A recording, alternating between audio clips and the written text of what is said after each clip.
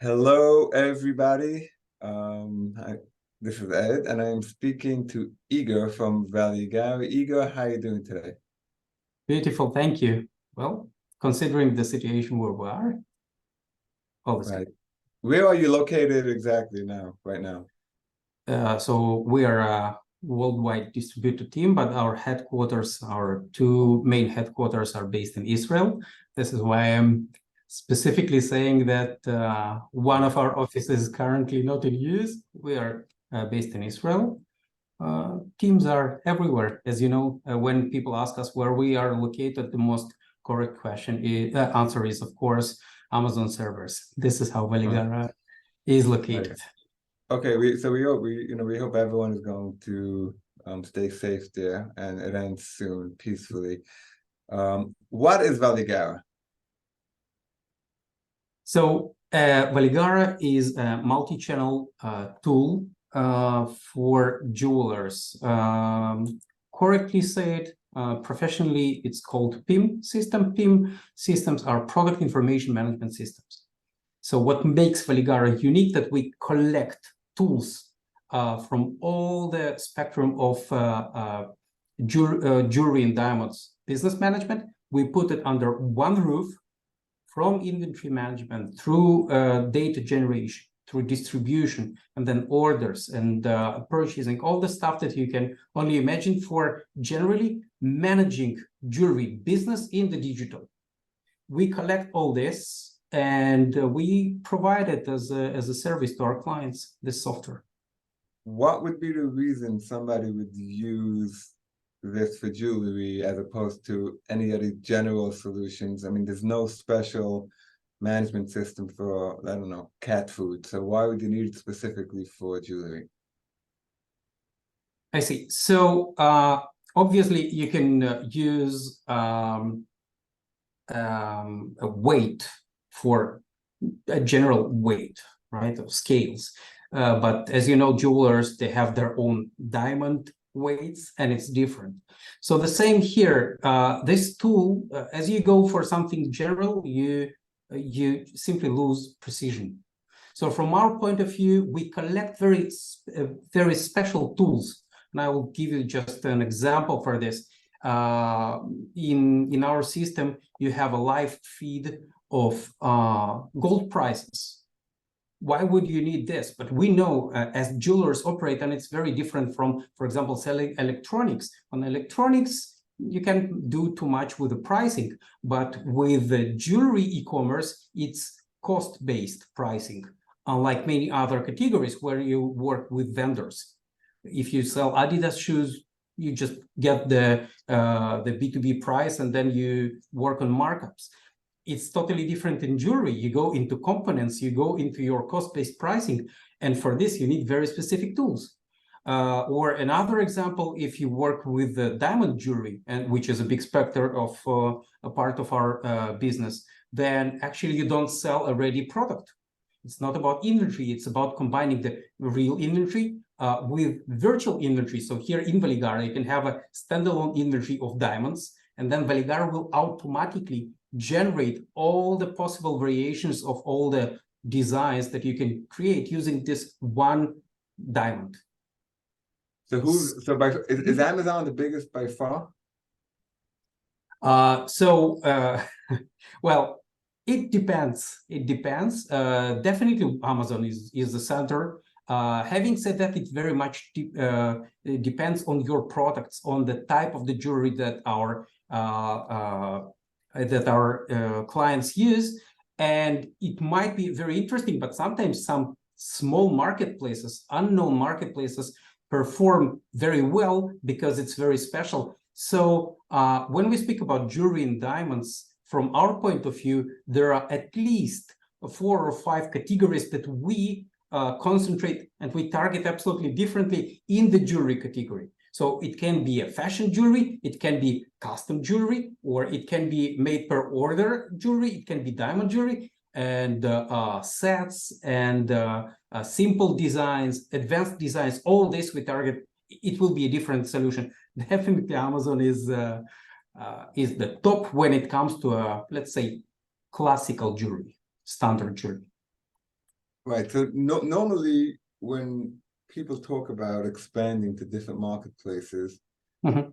so you would say like even if you get one order, 5 orders, it's worth it. But I find that the sellers always say that it's not worth the friction. So if I'm doing $20 million on Amazon, I don't need to start doing Etsy for another $25,000 a year. It's just not worth it. What do you have to say about that? Yeah, well, as somebody who managed more than 100 stores on all possible, this is how Veligara started. We managed stores by ourselves, and we found out that the technology is missing.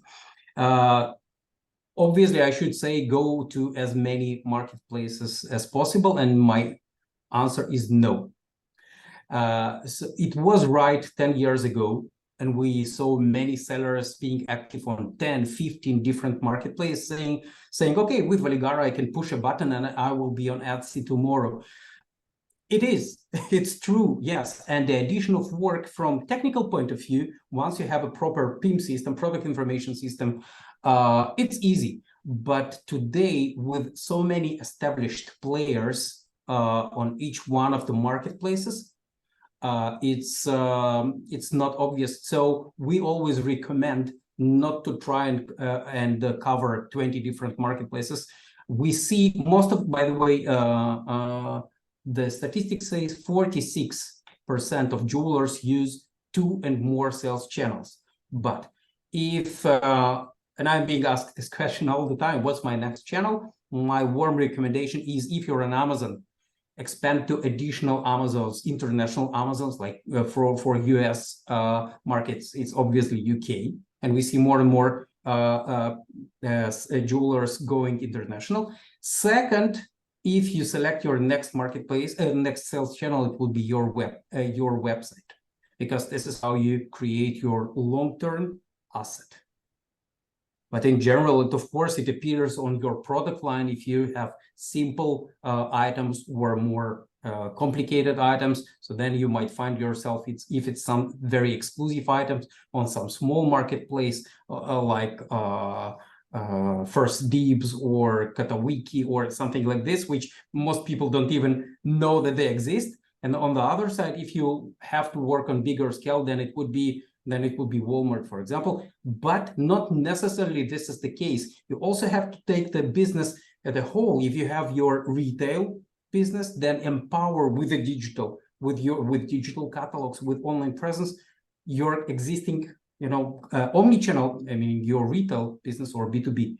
We also found out that most effective jewelers selling on Amazon are also manufacturers. So normally it would be a combination of B2C and B2B modes. So it very much depends on your logistic, on your state, on your, on your budget. And then you define your next step to go. Right. So that was very good. So let me just ask you one final question, because I have a lot of people who've contacted me. They hear my name, and then the jewelry industry, they want to go online, then 42nd, 47th Street in Manhattan. What would be like the path to go from selling diamonds, on 47th Street, Manhattan, to becoming a major online vendor on that? Like what's the path you take? I would think listing the items are probably the hardest. Yes. So definitely I should say that having the right tools, and Veligara is there. We know it's fine. It's fine. So, but in my personal experience working with hundreds of jewelers worldwide, from New Zealand to United States, it's a team. So first of all, it's a team. We warmly recommend having a person dedicated to e-commerce, number one, because even the best tools, Veligara or any other, will not help if you don't have the driver. So we might be the best car, but you need a good driver to drive the car. And we recommend at least allocating part-time job for this e-commerce person. Now, because we see sometimes, okay, I'm trying to do something 2 hours a week. Well, it looks like somebody who is trying to build a business 2 hours a week. So first of all, it would be the right team around you. it's not necessarily in-house. We see very, very successful cases with our integration partners. So we have, in all countries, we have integration partners who help jewelers go online. But number one is this driver. And after that, you know, I personally stick to a very nice phrase, which saying, you know, mazal, luck in English, L-U-C-K, laboring under correct knowledge, period. So educate yourself, get the right team, and then the rest will come.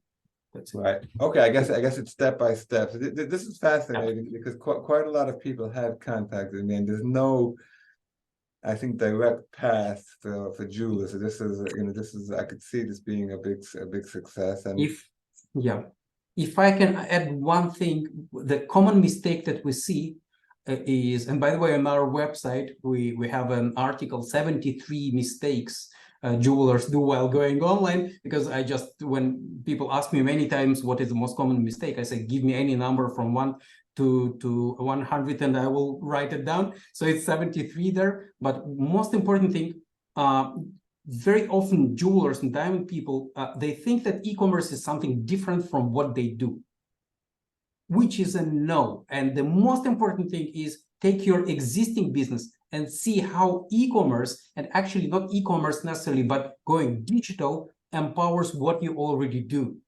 Right. Because people try to switch from B2B to B2C. No, you're not a B2C company, you're a B2B company. So see how to expand your B2B online with using digital tools. If you're great with wholesale, use this. If you're great with drop shipping, use this. If you're great with loose diamonds, see how to sell loose diamonds. If you're great with 1, 2, 3. So it should be most important, see how empower your existing business and do not try to build a new one.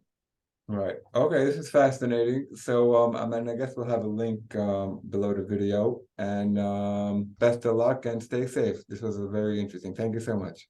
Thank you so much. Right.